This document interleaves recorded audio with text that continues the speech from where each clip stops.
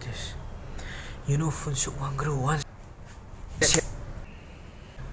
always listen to your dad.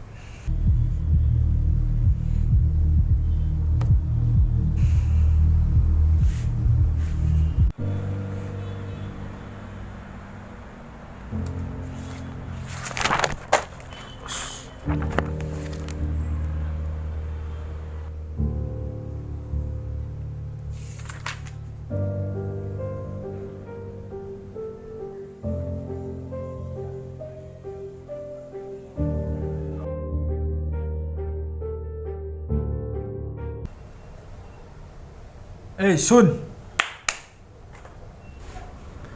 Yes, Dad. I hope you're really happy because I'm doing what you want. I bought you a new college bag. Here. Thank you, Dad. Even the college name is written on it. Thank you.